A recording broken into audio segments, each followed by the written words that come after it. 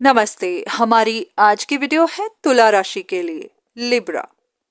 ऐसा हो सकता है कि तुला राशि ऐसी सिचुएशन में है जहां पर आपको ना तो ग्रोथ मिल रही है और ना ही आप इसे छोड़ रहे हैं। ये कोई ऐसी चीज है जहां आप अपनी तरफ से काम करते तो जा रहे हैं, पर हाँ, आपको कोई भी पॉजिटिव रिजल्ट मिल नहीं रहा। अब चाहे आपका करियर है, चाहे ये आपकी रिलेशनशिप्स हैं, हाँ, कोई एक जगह ऐसी है जहां आप बहुत डिसअपॉइंटेड हैं। या तो आपका कोई लॉस हो गया है या फिर आपको डर है कि कहीं आपका लॉस हो ना जाए। अब इसकी वजह यही है कि आप डेस्परेट हैं कि आपके एफर्ट्स काम करें, आपको रिजल्ट मिले। ये कुछ ऐसा है जिसके साथ आप इमोशनली बहुत ज्यादा अटैच्ड हैं। कुछ लोगों के लिए ये लव रिलेशनशिप है, कुछ के लिए आपकी शादी हो सकती है। कुछ ना कुछ ऐसा है जहां पर इस वक्त चीजें बिखरी हुई हैं।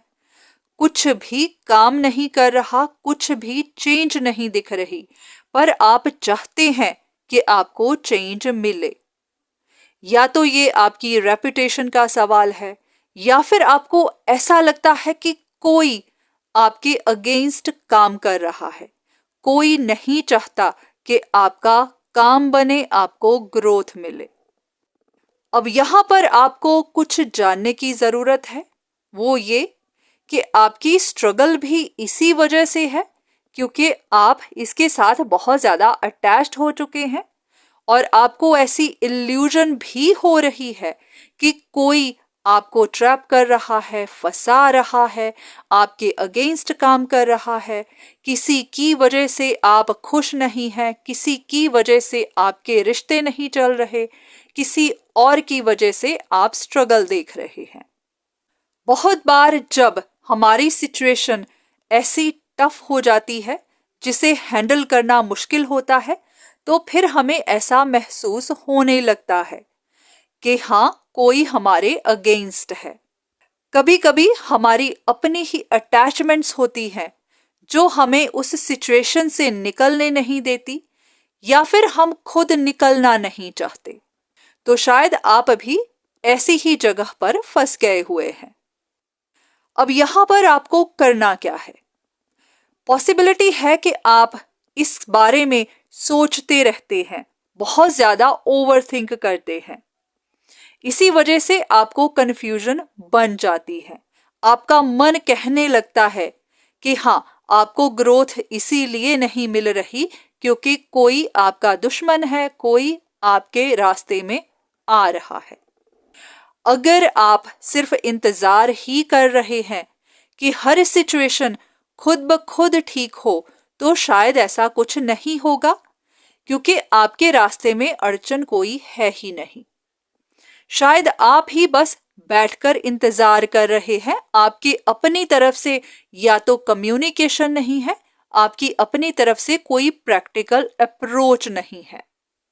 तो यहां पर अगर आप अपनी सिचुएशन को सॉर्ट आउट करना चाहते हैं तो आपको खुद आगे बढ़कर एफर्ट लगाना होगा। जहां पर बात करने की जरूरत है, बात करनी होगी। अगर कुछ गलत फहमियां बन गई हैं तो उनको क्लियर करना होगा। बस आप स्ट्रगल ही करते जा रहे हैं, आपकी तरफ से कोई भी बातचीत नहीं हो रही। शायद यही वजह बन रही है कि आपकी सिचुएशन सॉल्व नहीं हो रही, क्योंकि सामने वाले को पता ही नहीं है कि आपके मन में क्या है, आप क्या चाहते हैं। तो जब तक आप अपनी राय नहीं रखेंगे, आप अपने मन की बात नहीं करेंगे, किसी को भी नहीं पता चलेगा कि आप क्या चाहते हैं। तो ऐसे में आपके लिए गाइडेंस तो यही है कि आपकी मुश्किलें असल में मुश्किलें है ही नहीं।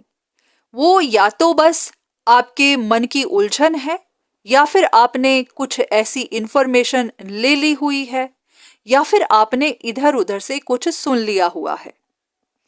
बहुत बार ऐसा होता है कि हम अपने लिए वीडियोस देखते रहते हैं, उसमें तरह तरह की इंफॉर्मेशन होती है। जरूरी नहीं होता वो हमारे ही लिए हो।